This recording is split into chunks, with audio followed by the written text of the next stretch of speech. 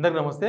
September 17 మన తెలంగాణ ఉద్యమం time నుంచి ఇప్పటికీ సెప్టెంబర్ 17 వచ్చిందంటే దాని మీద చాలా చర్చలు జరుగుతూ ఉంటాయి. అది విలీన దినోత్సవమా, తర్వాత విమోచన దినోత్సవమా, లేకపోతే ఇంకేమైనా దినోత్సవమా అని. కానీ ఈ ప్రభుత్వం కొత్తగా ప్రజాపాలన దినోత్సవం అని పేరు పెట్టింది దానికి. నిజానికి విమోచన దినోత్సవం ఎందుకు జరుపుకుంటాం, విలీన దినోత్సవం ఎందుకు జరుపుకుంటాం అనే విషయంలో తెలంగాణ ప్రజలకు చాలా అవగాహన ఉంది. నిజాం దగ్గర నుంచి తెలంగాణ వెళ్ళి భారత్లో కలిసిన రోజు సెప్టెంబర్ 17. భారత్లో విలీనమైంది కాబట్టి విలీన దినోత్సవం జరుపుకోవాలన్న వాదన మనం కాదనలేం. అదే నిజాం చేతుల నుంచి తెలంగాణ విమోచనం పొందింది కాబట్టి అది విమోచన దినోత్సవం అనడంలో కూడా తప్పేం లేదు. ఈ రెండింటి మధ్య ఈ ప్రజాపాలన దినోత్సవం ఎందుకు వచ్చింది అనేది చాలా ఇంపార్టెంట్. ఈ ప్రజాపాలనతో ఏం చెప్పదలుచుకుంది అంటే తెలంగాణ ప్రజల త్యాగాలను, తెలంగాణ ప్రజల పోరాటాలను, తెలంగాణ ప్రజల యుద్ధాలను బయటికి సమాజానికి తెలియకుండా ఏదోమనుకుంటుందా ప్రభుత్వం? మీ ప్రభుత్వమే ప్రజాపాలన అని చెప్పుకున్నప్పుడు ఆ ప్రజాపాలనకు ఒక దినోత్సవం అవసరమా? అసలు ఈ పేరుకు మాట మాటకు నిమిషానికి ఈ ప్రజాపాలన అనే అంశాన్ని ఎందుకు ఈ ప్రభుత్వం హైలైట్ చేస్తుంది?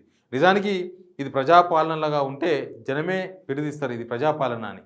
కానీ ప్రభుత్వం జనాల మీద రుద్దే ప్రయత్నం ఎందుకు చేస్తుంది ప్రజాపాలన అని?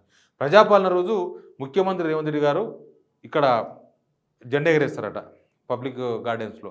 తర్వాత మిగతా వాళ్ళు మంత్రులు, ఎమ్మెల్యేలు అందరికీ ఇన్ఛార్జ్గా ఇచ్చిండ్రు. వాళ్ళ జిల్లా క్వార్టర్స్లో, వాళ్ళ నియోజకవర్గాల్లో జెండా ఎగరేస్తారట. జెండా ఎగరేయడానికి దినాలు అవసరం లేదు. నిజానికి దేశభక్తి ఉంటే ఎప్పుడైనా కూడా జెండా ఎగరేయచ్చు. కానీ విలీన దినోత్సవము, విమోచన దినోత్సవం కాకుండా ప్రజాపాలన దినోత్సవం అని పెట్టడం వెనుక అంతర్యమైంది. ప్రజాపాలన దినోత్సవం అనే పేరుతో ఈ విమోచనాన్ని, విలీనాన్ని మర్పించేద్దాం. నిజాంలతో జరిగిన గొడవ వాస్తవం కదా, నిజాంతో చేసిన యుద్ధం వాస్తవం కదా, మనం పోయి భారత్లో కలిసింది వాస్తవం కదా, ఈ రెండింటిని మర్పించేందుకు ఈ ప్రజాపాలన దినోత్సవం జరుపుకుంటుందా ప్రభుత్వం? అసలు ఎవరి కోసం జరుగుతుంది ఈ ప్రజాపాలన దినోత్సవం? ఎవరి అభిప్రాయం తీసుకుంది? ప్రతి దానికి మేము అభిప్రాయ సేకరణ చేస్తున్నాం, అభిప్రాయ సేకరణ చేస్తామంటారు కదా. ఈ ప్రజాపాలన దినోత్సవానికి ఎవరి అభిప్రాయం తీసుకున్నారు? ఈ ప్రజాపాలన దినోత్సవంతో సెప్టెంబర్ 17ను విమోచనాన్నో, విలీనాన్నో మర్పించి తెలంగాణ అస్తిత్వము లేకపోతే తెలంగాణ ప్రజల పోరాటాన్ని అవమానించే విధంగా ఎందుకు వ్యవహరిస్తున్నది ప్రభుత్వం అనేది చాలా ముఖ్యమైన పాయింట్. ప్రజాపాలన దినోత్సవం జరుపుకోవాలంటే సెప్టెంబర్ 15 జరుపుకోవాల్సిన అవసరం లేదు. ప్రతిరోజు సెప్టెంబర్ 17 లాగానే మీరు ప్రజాపాలన దినోత్సవం జరుపుకోను అన్నట్టుగానే ప్రతిరోజు ప్రజాపాలన దినోత్సవం జరపవచ్చు. కేవలం ఒక్కరోజు మాత్రమే ప్రజాపాలన దినోత్సవం జరుపుకుంటే మిగతా రోజుల్లో ప్రజాపాలన జరుగుతలేదని చెప్పి కాంగ్రెస్ నేతలు చెప్పదలుచుకున్నారా? లేకపోతే ఈ విమోచనం విలీనానికి బదులు జనాలను తప్పుదో పట్టడానికే రాంగ్ డైరెక్షన్ తీసుకుపోవడానికి ప్రజాపాలన దినోత్సవం తీసుకొచ్చిందా? తెలంగాణ ప్రజలు చాలా మౌనంగా ఉంటే నడవదు. ఖచ్చితంగా ఇట్లాంటి వాటి మీద స్పందించాల్సిన అవసరం ఉంటుంది. ఎందుకంటే కొత్త ప్రభుత్వం వచ్చి 9 నెలలు అయింది. వాళ్ళు ఇచ్చిన హామీలు అమలు చేయలేదు. వాళ్ళు ఇచ్చిన గ్యారంటీస్ 6 గ్యారంటీలు ఎటువైనో మీకు అందరికీ తెలుసు. కానీ ఇట్లాంటి దినోత్సవాలతోన, ఇట్లాంటి కాంట్రవర్సీ చేయడంతోన ప్రజలను గందరగోళపరిచి మొత్తం తెలంగాణ ఒక చరిత్రను, తెలంగాణ హిస్టరీని మొత్తం మన్నుబెట్టుకు అభ్యర్థం అన్న ప్రయత్నాలు జరుగుతూ ఉన్నాయి.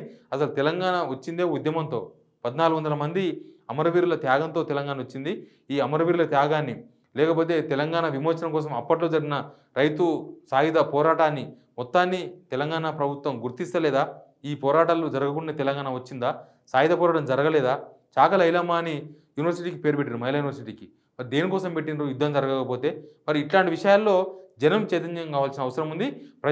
ప్రజాపాలన పేరుతో విమోచనాన్ని, విలీనాన్ని, తెలంగాణ చరిత్రను కనబడకుండా చేసే కుట్ర ఒకటి జరుగుతున్నది.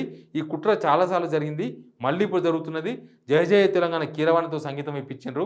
తర్వాత తెలంగాణ అమ్మ, తెలంగాణ తల్లి బొమ్మను బయట నుంచి తీసి నాలుగోడల మధ్య బందీ చేసే ప్రయత్నం నడుస్తున్నది. చార్మినార్ బొమ్మ తీసేస్తామంటున్నారు. తర్వాత కాకతీయుల కళావైభవం ఆ తోరణాన్ని తీసేస్తామని ప్రయత్నాలు జరుగుతున్నాయి. ఇదంతా ఒక పద్ధతి ప్రకారం, ఒక ప్లాన్ ప్రకారం జరుగుతున్నట్టుగా కనిపిస్తుంది. కాబట్టి తెలంగాణ మట్టి పుట్టిన బిడ్డలు తెలంగాణ హిస్టరీని, తెలంగాణ చరిత్రను ఇట్లాంటి ప్రయత్నాల ద్వారా మర్చిపోరు. బట్ ప్రభుత్వం చేసిన కుట్రను మాత్రం తెలంగాణ ప్రజలు గమనించాల్సిన అవసరం ఉంది. Please subscribe signal TV.